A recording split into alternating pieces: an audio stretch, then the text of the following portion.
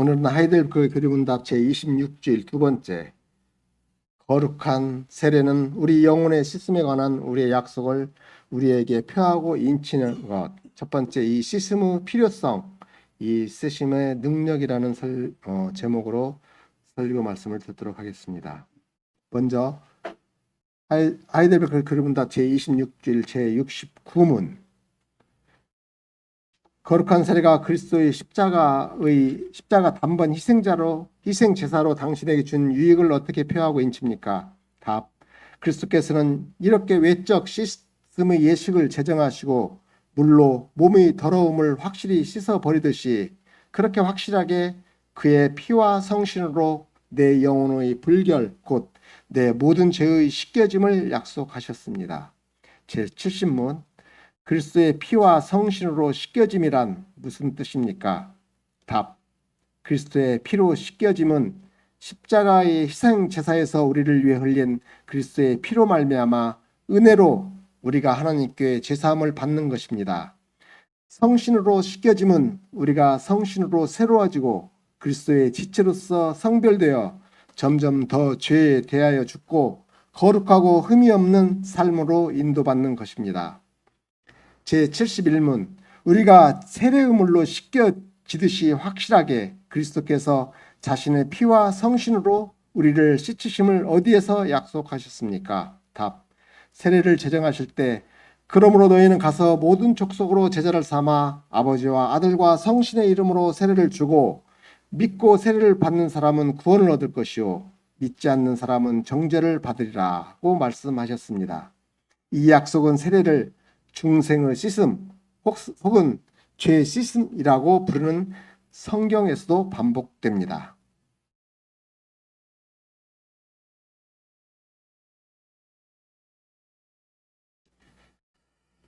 이제 거룩한 성례들의 의미와 용도에 관해서 우리 고백서를 살피기 시작합니다.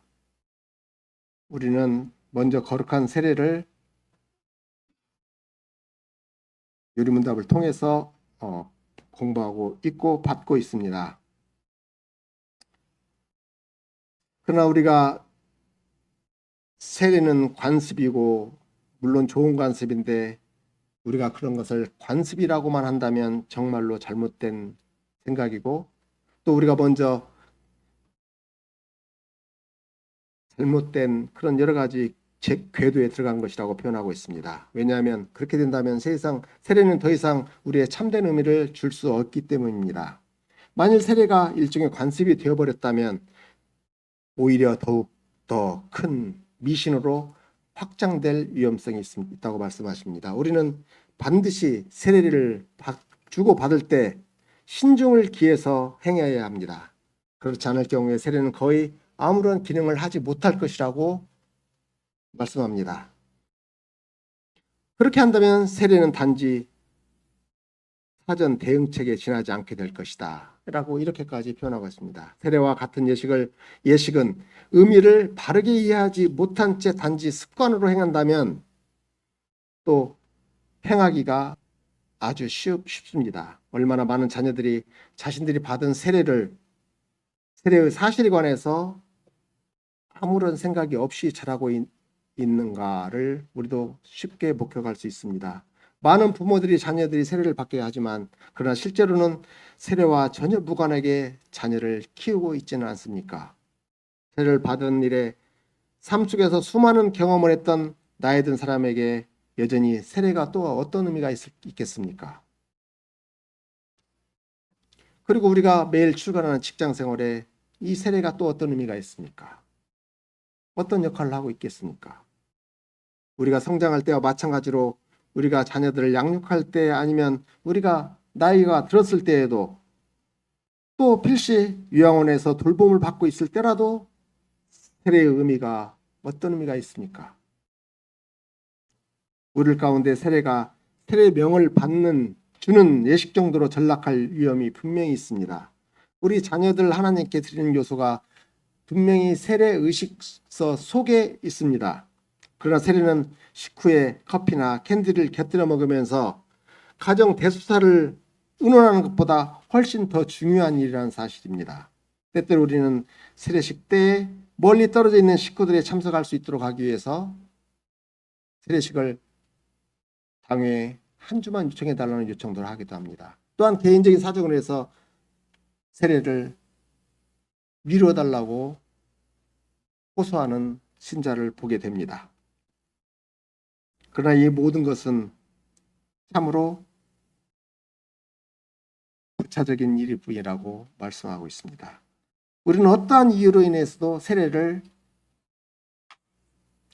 연기한다는 것은 생각할 수 없는 일입니다.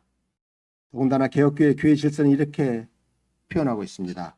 당회는 할 수 있는 대로 빨리 하나님의 언약인 신자들이 자녀들에게 세례로 인쳐짐을 확실하게 해야 한다고 제57조의 질서를 말하고 있습니다. 규정해 놓은 것은 결단코 아무런 이유가 없지 않습니다. 할 수 있는 대로라는 단어는 실제로 실행할 수 있는 언제든지라는 뜻이 됩니다. 세례를 받아야 할 자녀는 실제로 가능한 한 빨리 지체하지 않고 세례를 받게 해야 되고 받아야 합니다. 우리는 세례를 우리가 구원하기 때문에 이 규정을 정해놓은 것이 아닙니다. 세례는 그리스도께서 제정하신 법령입니다. 그리고 우리가 이것은 우리의 삶 속에서 하나님이 자녀로서 반드시 필요한 일입니다. 세례받는 것이 실제로 불가능하지 않는 한 우리는 절대로 미뤄서 세례를 준다는 사실은 없어야 할 것입니다. 오늘 주의 날 26주일에서 우리는 씻음과 씻는다는 단어를 대략 10번을 찾아볼 수 있습니다. 그렇다면 거룩한 세례의 씻음의 문제가 최전방에 오는 것이 분명합니다. 세례는 씻음을 약속하는 것을 우리에게 말하는 것이고 또 이렇듯 특별하게 더군다나 우리의 영혼의 씻음에 초점을 두고 말하고 있습니다. 오늘 거룩한 세례는 우리 영혼의 씻음에 관한 하나님의 약속을 우리에게 표하고 인치시는 것이란 제목으로 말씀드릴 때 과연 우리가 이 씻음의 필요성과 이 씻음에 따라오는 능력과에 대해서 집중 말씀을 듣고자 합니다. 씻음이란 단어는 깨끗하게 씻는 과정을 거쳐야 한다. 이렇게 또 어떤 더러운 것을 제거해야 된다. 추한 것이 없다는 것을 전제로 하는 말입니다. 누구든지 씻을 때는 물이 필요하고 물로 씻고 있습니다. 우리 형편이 아니라 이스라엘 형편에서는 물론 사막 가운데서는 소금기가 많았기 때문에 더욱더 먼지 투성인 방목지나 이런 데서 일을 하는 여러 사람들이 우리보다 더 많은 그런 국가에서는 물이 더 절실히 필요하기 때문에 물로 깨끗이 씻고 있습니다. 물론 모든 씻음에는 종교적인 의미가 들어 있습니다. 제사장들은 거룩한 성소에 들어가기 전에 반드시 자신 스스로 그리고 자기 옷을 깨끗하게 씻어야 했습니다. 특별하게 씻을 수 있는 수반들이 성막 앞에, 성막과 성전 출입문에 손과 발을 씻을 수 있도록 만들어놓은 사실을 우리가 알고 있습니다. 이처럼 백성들 위해서도 다른 규칙이 있었습니다. 예를 들면 씻지 않는 손으로 음식을 먹는 것은 죄를 짓는 것이었습니다. 씻는다는 것은 하나님 앞에서 정결의 문제입니다. 유대인 역시 세례의 다양한 종류에 대해서 알고 있었습니다. 이방인들이 유대교를 개종할 때 그게 할례 받는다는 것도 말할 것도 없고 세례 소위 회심자를 위한 세례를 받아야 했습니다. 그렇게 하여 그는 씻음을 받았고 과거의 이방인 생활의 습성을 빡빡 문질러 내어 이스라엘 백성 중에 한 사람이 된 것입니다. 그렇다면 세례는 하나님의 원수, 이방인에서 하나님의 친구, 유대인에로의 완전한 탈바꿈을 수행하는 것을 의미하는 것이었습니다. 세례 요한이 요단강에서 유대인들에게 메시아를 영접하기 위해서 세례를 베풀기 시작했을 때 이 행습은 유대인들에게 낯선 것이 전혀 아니었습니다. 참으로 유대인들은 집단적으로 세례를 받으러 요단강으로 나왔던 것입니다. 우리가 거룩한 세례와 관련하여 씻음에 대해서 말할 때 우리 이거 역시 육체적인 씻음보다 영적인 씻음을 이해해야 한다는 것을 알아야 합니다. 본 그리문답에서 그렇게 말씀합니다. 그리스도에서 물로 씻는 이 외적 예식을 제정하신 이런 방식으로라고 말합니다. 우리는 물을 사용해야 하는데 그것도 가짜 물이 진짜 물을 사용하는 것이죠. 그리고 이 물은 반드시 세례를 받는 사람에게 뿌리도록 되어 있습니다. 그러나 세례 시에 우리는 단지 외적인 정결에만 관심을 갖는 것은 절대 아닙니다. 이 외적인 씻음은 바로 우리에게 다른 것을 보도록 하고 있습니다. 우리가 외적 씻음으로 더러운 것을 씻어내듯이 반드시 씻어야 할 것이 있습니다. 또 다른 것이 하나 있습니다. 즉 영혼의 불결함을 씻어내야 한다는 것입니다. 그리고 이것이 엄밀하게 말하면 거룩한 세례에서 약속받은 사실입니다. 그리스도께서는 나의 영혼의 불결함을 깨끗하게 씻어내실 것이라는 약속입니다. 몸뿐만 아니라 영혼까지도 반드시 깨끗하게 깨끗하게 되어야 할 필요가 있는 것입니다. 그래서 교리문답은 몸과 영혼을 주의 날 22주일에서 분리시켜 말하는 것은 결코 아닙니다. 말하는 것이 결코 아닙니다. 몸과 영혼은 단일체인 것입니다. 본 교리문답은 몸과 영혼을 분리시키지 않고 단지 예리하게 구분하고 있을 따름입니다. 나의 영혼은 나의 생명이며 잉태할 때 나에게 주어진 것이며 동시에 내가 출생할 때 표출된 것입니다. 그렇습니다. 바로 이 영혼, 얼룩져 있고 오염되어 있어서 깨끗하게 되고 정결하게 되어야 할 필요가 있는 것입니다. 우리는 죄 가운데 잉태되었고 태어났습니다. 교리문답이 말하기를 내 영혼의 불결함은 내 죄라고 했습니다. 내가 잉태하는 순간부터 우리 속에 역사하는 악한 원리가 들어 있습니다. 그리고 이것은 상상할 수 있는 모든 죄를 나오게 하는 죄의 원리, 죄성입니다. 하이델베르크 교리문답은 이 사실에 대해서 장황하게 길게 논하게 하지 않고 오히려 이 오염, 즉 영혼의 불결함을 씻겨져야 한다는 사실을 단순히 언급하게 한 것입니다.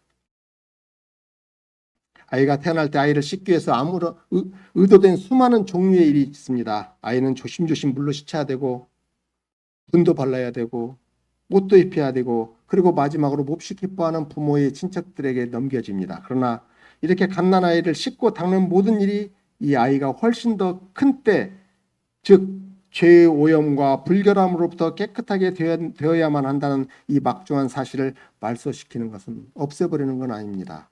그리고 세상에 있는 모든 물을 다 동원해 씻는다 하더라도 죄의 오염과 불결을 씻어내지는 못하는 것입니다. 그러나 오직 그리스도의 피와 성신으로만 우리가 깨끗하게 씻을 수 있습니다.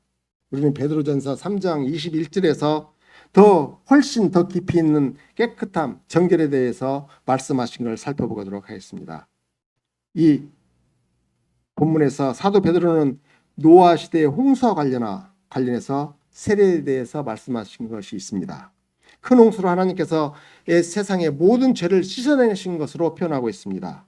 노아와 그의 가족들은 방주 안에서 구원을 받은 사실입니다.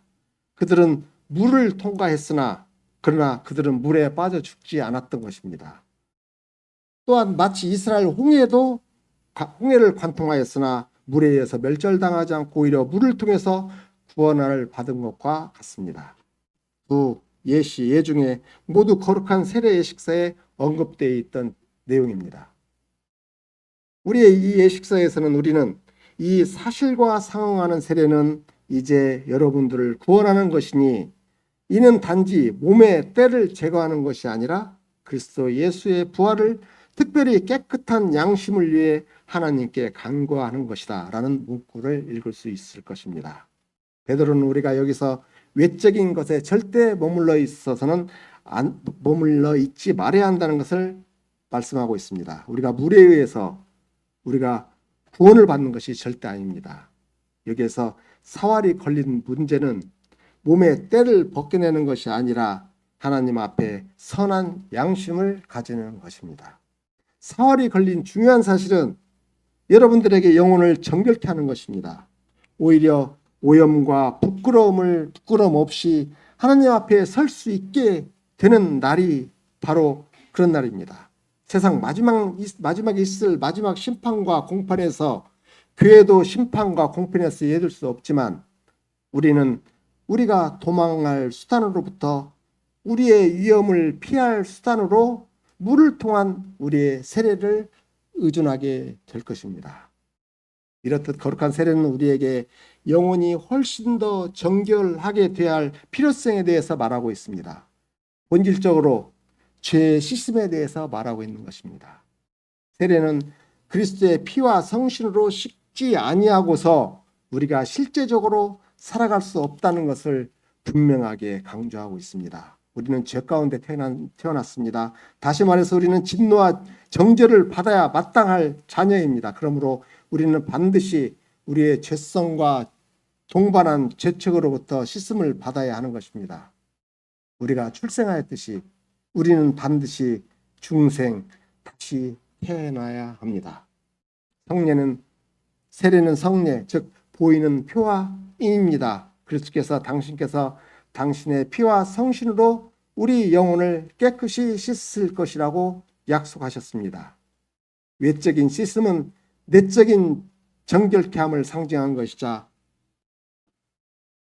확증하는 것이 됩니다. 우리는 이 약속을 우리의 삶을 시작할 때 처음 받았습니다. 이 필요성을 확고해졌을 때 이러한 씻음의 약속도 주어졌습니다. 하나님께서는 내가 필요한 것, 즉 나의 영혼의 정결함을 주실 것입니다. 이 사실은 내 인생이 시작되는 그 시점부터 분명해진 것입니다. 회례는 참으로 개인적인 문제라고 말씀하고 있습니다. 전적으로 나의 죄 문제입니다.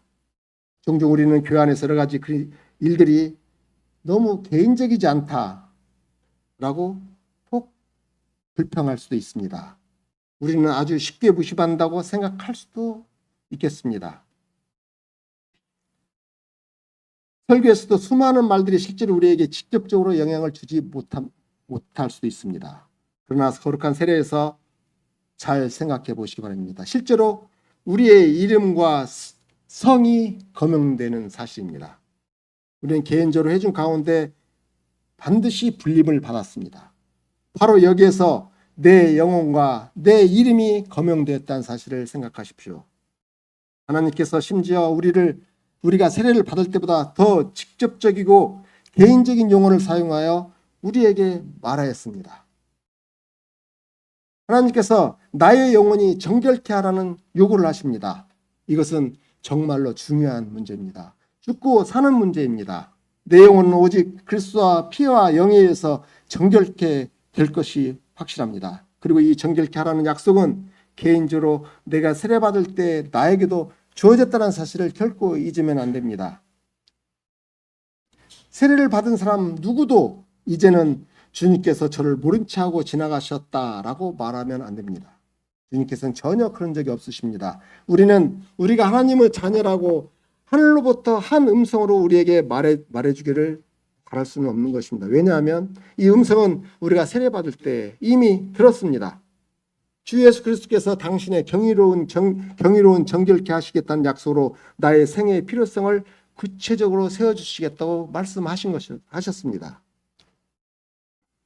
교리문답에서 그리스도의 피와 성신으로 씻겨진다는 것은 무슨 뜻입니까? 라고 묻고 있었습니다. 물로 씻는 이 외적인 표정은 이것은 우리를 훨씬 더 깊은 차원, 우리 영혼의 씻음으로 이끌어는 주신 것입니다. 그러면 어떤 실제적인 의미가 있습니까? 우리가 자라서 성숙할 때 우리는 점점 더 이 씻음의 능력을 배우게 될 것입니다. 우리는 우리의 연약함과 죄가 항상 우리 곁에 있다는 사실을 우리 속에서 익히 알게 될 것입니다. 우리는 종종 자신이 아주 나약하고 불결하다고 생각할 때가 있습니다. 우리 또한 사탄의 유혹과 계략에 대항하여 너무도 허약하기 짝이 없다고 느낄 때가 있습니다. 그리고 우리는 실패하고 또 실패할 뿐입니다. 그렇다면 만일 이 사실이 세례에 해당되는 것이 아니었다면 풍성한 약속이 세례 속에 다 들어있는데 우리는 실망하고 좌절할 것입니다. 그러나 물은 글쎄 피의 정결케 하는 능력에 대해서만 말하는 것이 아닙니다. 오늘 교리문답이 말하는 그리스도의 피로 씻음 받았다는 것은 십자가 희생제사에서 우리를 위해 흘린 그리스도의 피로 말미암아 은혜로 우리가 하나님께 죄 사함을 받았다는 뜻입니다. 라고 말씀하십니다. 물이 저에게 분명히 흘러내렸습니다. 그리고 그렇게 흘러내렸듯이 그리스도의 피가 나를 깨끗하게 한 것입니다. 우리 각자의 모든 죄가 다 포함되어 있었던 것입니다. 그리고 그리스도의 피는 나의 생의 시작부터 나의 전생애 동안 내가 나이에 들었을 때조차라도 그렇게 할 것입니다. 이 씻음이 얼마나 놀라운 것입니까? 죄의 흔적조차도 뒤에 남겨지지 않았습니다. 나의 삶의 어떤 영역도 건드리지 않은 채 그대로 남아있는 영역에는 없다고 말씀하십니다. 이러한 강력한 약속으로 우리의 삶이 시작되었다는 사실을 항상 가지고 살아야 됩니다. 거듭 말씀드리지만 우리는 이 약속에 대해서 후회할 수 있습니다. 종종 우리는 주님, 당신께서 다시 저를 용서하지 않으시고 이번에는 진짜로 용서하지 않으실 것 같습니다. 왜냐하면 이제 주님의 인내도 끝났고 저 또한 너무 멀리 떨어져 있기 때문입니다. 라고 생각할 수 있습니다. 그러나 때때로 나는 하나님의 자비하심에 실망할 수 있습니다. 이렇게 생각될 때 나는 내가 세례받은 세례를 반드시 상기해야 됩니다. 나는 다음과 같은 주님의 말씀을 기억해야 합니다. 나는 너를 깨끗하게 했다. 그리고 나는 그리스도의 피로 너를 씻었노라. 내 자비에 대해서 결코 실망하지 마라. 왜냐하면 이 피는 너의 모든 죄보다 훨씬 더 크고 그리고 이 씻음 역시 죄의 더러움보다 더욱 강력하기 때문이다 라고 말씀하십니다. 여기에 더 중요한 것을 또 하나 보겠습니다. 본 교리문답은 신중하게 단지 그리스도의 피만이 아니라 그리스도의 영에 대해서도 설명하고 말하고 있습니다. 세례에 대한 두 개의 주의 날에서 우리는 피와 영이 결합되어 있는 것을 주목하실 것입니다. 앞에는 후자 없이 결국 전자는 후자 없이 결코 있을 수 없습니다. 만일 씻음이라는 단어가 핵심 사항이라고 한다면 피와 영이라는 표현은 동등하게 두드러지는 단어라고 할 수 있습니다. 피로 씻음은 죄 용서입니다. 여기에서 성신으로 씻음이 덧붙여져 있는 것입니다. 우리가 성신과 그의 사역을 말할 때 우리는 새로운 생명과 갱신을 말하고 있습니다. 이 또한 하나님의 강력한 역사입니다. 다시 한번 교리문답은 이렇게 말씀하고 있습니다. 성신으로 씻겨짐은 우리가 성신으로 새로워지고 성화되는 그리스도의 지체로서 점점 더 대해서 죽게 되고 거룩하고 흠이 없이 사는 삶을 뜻합니다.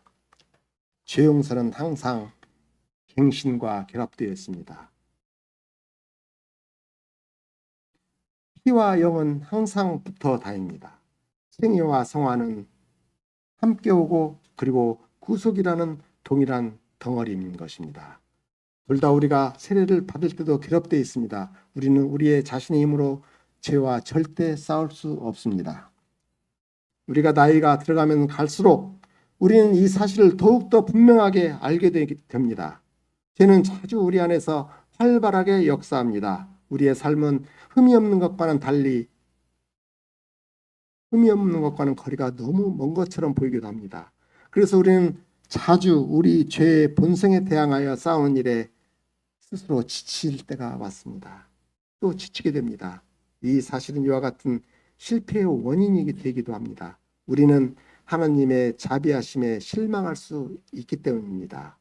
우리는 싸우는 것을 포기하고 싶은 마음도 갖게 되는 것입니다. 그러나 그렇게 한다면 우리가 세례받을 때 받은 약속을 스스로 허물어뜨려 버리는 것이 됩니다. 성신으로 죄 씻음의 능력은 우리가 하나님의 자비에 대해서 실망하지 않도록 하며 죄 안에서 계속 거할 수 있도록 하는 것입니다. 성신께서 이런 끝도 없는 싸움을 계속할 수 있도록 하시고 그리고 과정이 있다는 사실을 믿도록 하시는 것입니다. 우리의 세례는 사탄이 우리에 대한 통제권을 가진 것이 아니고 그리스도께서 우리의 통제권을 가지고 계신다는 사실을 확신시키는 것입니다. 그것이 바로 세례입니다. 우리의 세례는 우리의 생활 속에서 이런 긍정적인 과정과 발전에 대한 약속도 되는 것입니다. 이것은 우리가 이 생에서 완전함을 성취할 것이라거나 또한 아니면 쓰러지고 실패하는 것이 어느 날 중단될 것이라는 뜻은 절대로 아닙니다. 왜냐하면 세례는 우리의 죄된 약함을 제거하는 것이 아니라고 본 교리문답에서 말씀하고 있습니다. 죄악의 씨름은 한평생 동안 계속될 것이며 우리가 죽을 때까지 씨름해야 될 것입니다. 그러나 세례의 약속 역시 한평생 동안 계속되고 있습니다. 이 약속은 우리가 마지막으로 거룩하고 흠이 없이 영원한 생명을 누리며 택하심을 입은 우리들 가운데서 한 자리를 차지할 때까지 유아 세례 예식서에 나옵니다. 같이 갑니다라고 말씀하십니다. 세례는 우리를 싸움으로부터 벗어나게 하지는 않습니다. 그러나 우리가 싸움에서 그리스도에 의해서 내침을 당하지 않을 것이라는 사실에 대해서 확신을 주고 있습니다. 그래서 거룩한 세례는 우리가 삶 속에서 실제로 아무런 역할도 하지 않는 관습이나 미신과 같은 의식행위가 절대 아닙니다. 대신에 세례는 날마다 하나님의 성신께서 우리 안에 사신다는 사실과 그분께서 우리가 싸워야 하는 전쟁에서도 항상 우리 안에 계실 것이라는 사실을 우리 모두에게 세례로서 확신시켜 주십니다. 만일 내가 이 사실을 알지 못한다면 나는 계속적으로 무능하게 살게 될 것입니다. 만일 내가 그리스도의 영이 이 전쟁에서 계속 같이 하실 것이라는 사실을 알지 못한다면 어떻게 되겠습니까? 매일매일 내 삶이 두려움과 떨림에 휩싸이게 될 것이고, 왜냐하면 나는 점점 더 깊은 침체의 늪에 빠져서 나오지 못할 것이기 때문입니다. 그러나 나는 이 쓰임의 능력에 대해서 확실하게 믿을 수 있습니다. 나의 모든 죄가 용서함을 받았습니다. 나는 끊임없이 성신에 의해서 새롭게 되고 있습니다. 이것은 내가 어린아이와 같이 어렸을 때, 즉 10대에도 나의 확신이었고, 내가 자녀들을 가져 이들이 자신의 약함, 두려움, 의심과 같이 싸울 때에도 나의 확신이었던 것입니다. 이것은 내가 나이가 들었을 때에도, 아이들이 다 자라서 우리 가정을 떠나게 되었을 때에도, 내가 다시 홀로 되었을 때까지라도 나의 확신이 될 것입니다. 여전히 나는 나의 모든 죄가 용서받았습니다. 동시에 내가 날마다 새로워지고 있다는 사실을 믿고 있습니다. 우리가 세례에 대해 생각할 때 우리는 자주 갓난 아이나 어린 아이들을 생각합니다. 그러나 우리들은 세례로 교회에 접붙여지고 주님의 집안에서 심겨지고 하나님의 궁정에서 뿌리를 내리고 거기에서 무성해지고 연세가 들었음에도 불구하고 열매가 주렁주렁 맺고 아직도 믿음이 싱싱하고 푸른 연세가 된 노인네들도 생각해야 하는 것입니다. 시편 90편 7절에 의인은 늙어도 진액이 풍족하고 그 빛이 청정하고 결실하리로다. 여호와께서 나타내시로다. 불의가 없는 주는 나의 바위시라. 주님, 나를 어려서부터 교훈하셨으니 내가 지금까지 주의 기사 전하였으니 늙어 백발이 돼도 날 버리지 마셔서 시편 71편 9편에서 말씀하십니다. 우리가 세례를 생각할 때 우리가 하나님의 기대를 잇는 이 자녀들을 보시는 한에서 우리들은 우리 어린 자녀를 생각할 것이고 또한 백성으로부터 나이 든 사람들도 함께 생각해야 할 것입니다. 씻음 받았다는 것은 한평생 씻음을 받았다는 것입니다.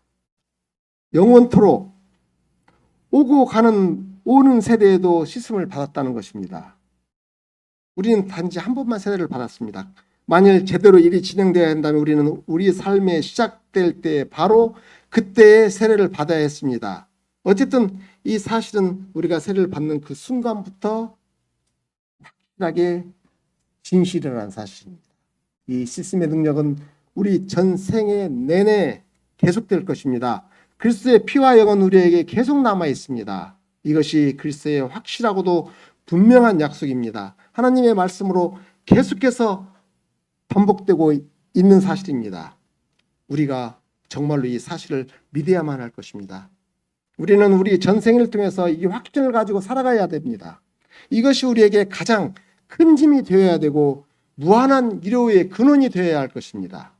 또한 우리가 죽는 날에도, 만일 죽을 날에도, 죽게 될 날에도 우리가 의식을 가지고 있다면, 나의 아버지시여, 이제 나의 의시여, 나를 돌보시는 나의 반석을 내가 보았도다 라고 고백하게 될 것입니다. 이렇게 하여 우리는 참으로 흠이 없게 될 것입니다.